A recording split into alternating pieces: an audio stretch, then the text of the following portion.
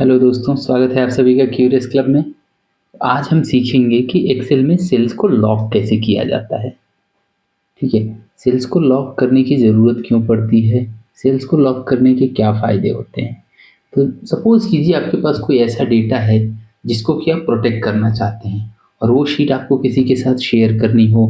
आप नहीं चाहते कि वो अगला इंसान उस डेटा को चेंज कर पाए, या आप मान लीजिए कि आपने कोई ऐसा कॉम्प्लेक्स फार्मूला लिख के कोई चीज़ कैलकुलेट करी है ना? तो आप नहीं चाहेंगे कि वो फार्मूला डिस्ट्रॉय हो जाए या किसी से अनइंटेंशनली भी वो चेंज हो जाए। तो ये सारी चीज़ों से बचने का उपाय है सेल्स को लॉक करना। अगर आप सेल्स लॉक कर देते हैं तो इस कंडीशन में कोई भी लॉक सेल्स के डेटा को चेंज नहीं कर सकता, चाहे वो आपका फॉर्मूला हो या कोई डेटा हो या कुछ और हो।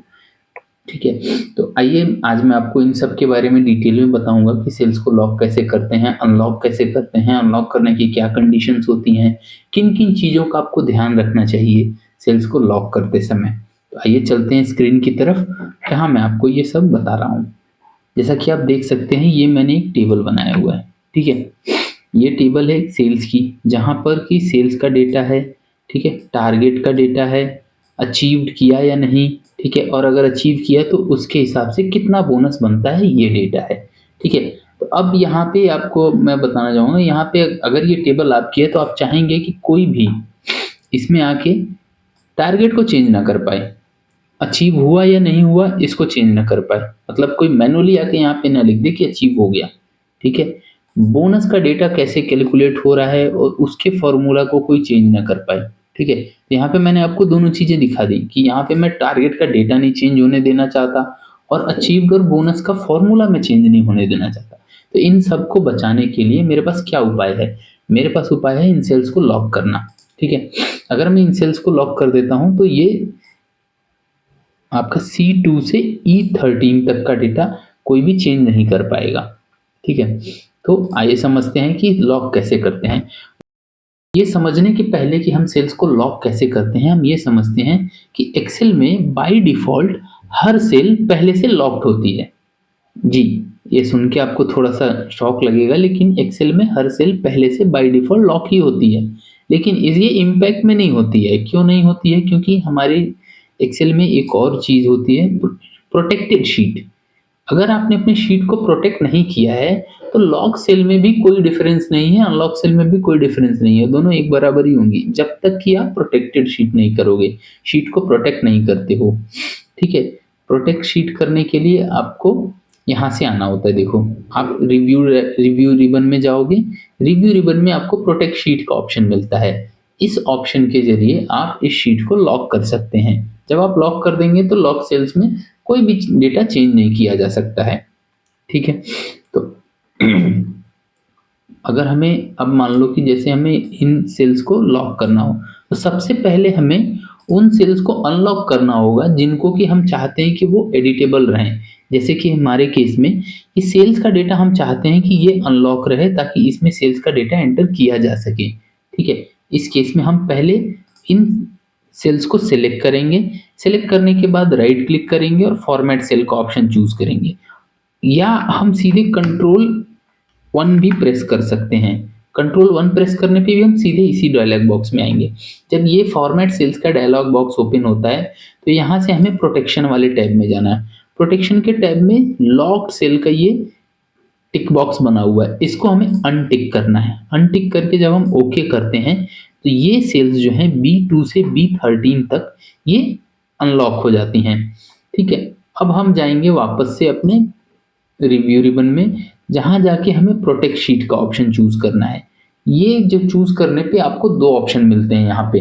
पहला कि आप कोई पासवर्ड एंटर कीजिए, तो जब भी आप लॉक सेल को अनलॉक करना चाहेंगे तो इस पासवर्ड की आपको जरूरत होगी।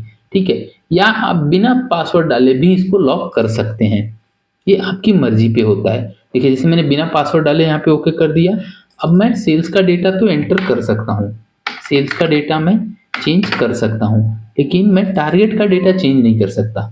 जब मैं टारगेट का डेटा चेंज करने की कोशिश करता हूँ तो ये मुझे एक्सेल एक प्रॉम्प्ट देता है कि ये सेल में जो डेटा है वो आप चेंज नहीं कर सकते, उसको चेंज करने के लिए आपको पासवर्ड की ज़रूरत है।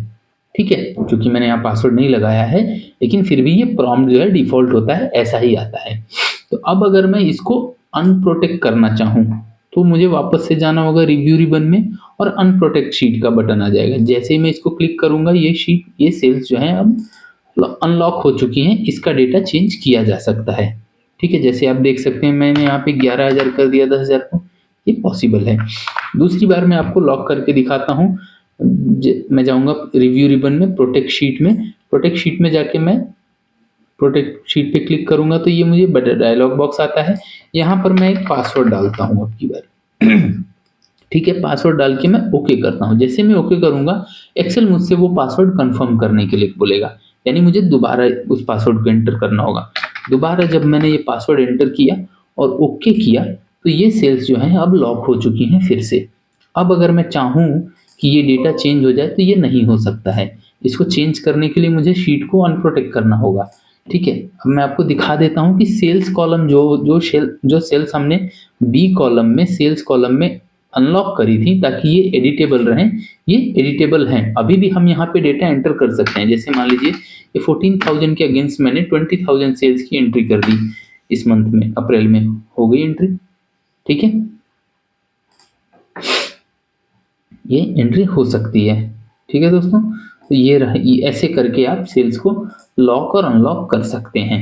हमें कमेंट करके ज़रूर बताइएगा कि आपको ये पूरा समझ में आया या नहीं आया। आपको कोई हेल्प चाहिए तो हमने इसी टॉपिक पे एक आर्टिकल लिखा है जहां हमने स्टेप बाय स्टेप स्क्रीनशॉट लगा के पूरा बताया हुआ कि कैसे आप सेल्स को लॉक और अनलॉक कर सकते हैं। उस आर्टिकल का लिंक आपको डिस्क्रिप्शन में मिल जाएगा, आप वहां से वो चेक कर सकते हैं। अगर आपको ये समझ में आ गया है, ये समझ में आ रहा है पूरा, तो आप हमें कमेंट करके बताइएगा आप इसको कहाँ यूज़ करने वाले हैं और आपको और क्या हम इसके आगे बता सकते हैं। आप कुछ और सीखना चाहते हैं तो हमें बताइएगा कमेंट में, हम उस पर भी वीडियो बनाएंगे और आर्टिकल्स बनाएंगे। तब तक के लिए बहुत बहुत धन्यवाद दोस्तों, बाय बाय।